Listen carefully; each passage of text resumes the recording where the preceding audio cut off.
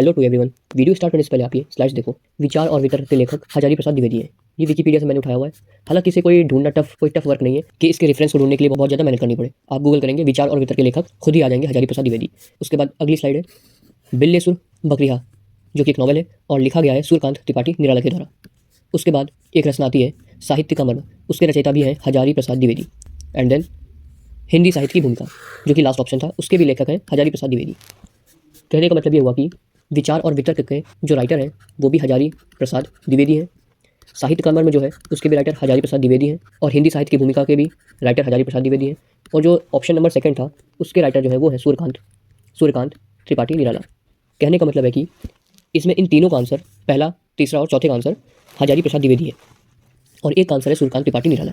और अब आप क्वेश्चन को पढ़ो, निम्नलिखित में से हजारी प्रसाद द्विवेदी की रचना कौन सी है? तो पहला ऑप्शन भी है, थर्ड ऑप्शन भी है और फोर्थ ऑप्शन भी है। तो जैसा क्वेश्चन है, इस क्वेश्चन के हिसाब से कि हजारी प्रसाद द्विवेदी की रचना कौन सी है, तो इस हिसाब से तो आंसर ये भी है, ये भी है और ये भी है, यानी एक से ज़्यादा आंसर। तो या तो बोर्ड को ये करना चाहिए था कि एक और ऑप्शन बनाते हैं, ऑप्शन नंबर फिफ्थ, जो कि होता उपर्युक्त में से अधिक, यानी एक से ज़्यादा आंसर इस क्वेश्चन के हो सकते हैं। या तो कुछ क्वेश्चन ऐसा होता कि निम्नलिखित में से हजारी प्रसाद द्विवेदी की रचना नहीं है, यानी यहाँ पर जोड़ देते नहीं, तब जाके ऑप्शन नंबर सेकंड बिल्कुल करेक्ट आंसर होता। यानी कहने का मतलब है कि बोर्ड ने इतनी बड़ी गलती की है, वो भी अपने पहले ही पेपर के पहले ही क्वेश्चन में। तो पहले तो ये कहा जाता था कि बोर्ड के पेपर में कभी भी गलती नहीं होती है, लेकिन अपने स्टेट के शिक्षा विभाग का निकम्मापन जो है वो खत्म ही नहीं हो रहा है। बच्चे पूछ रहे थे कि सर आपने तो कहा था कि बोर्ड के पेपर रीचेक होकर आते हैं, बार बार चेक होते हैं, तो फिर इतनी बड़ी गलती वो भी पहले क्वेश्चन में कैसे हो गई? और हम लोग ने देखा था कि लास्ट ईयर में भी जो क्वेश्चन पेपर आया था मैथ का, क्लास 12 का, उसमें अच्छे खासे क्वेश्चन आउट ऑफ सिलेबस थे।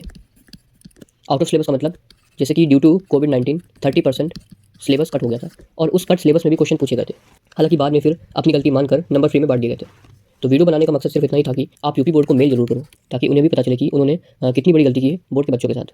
मेल प्रेशर बनेगा तब जाकर वो पेपर को रीचेक करेंगे, तो हो सकता है कुछ नंबर फिर से बोनस में दे दें।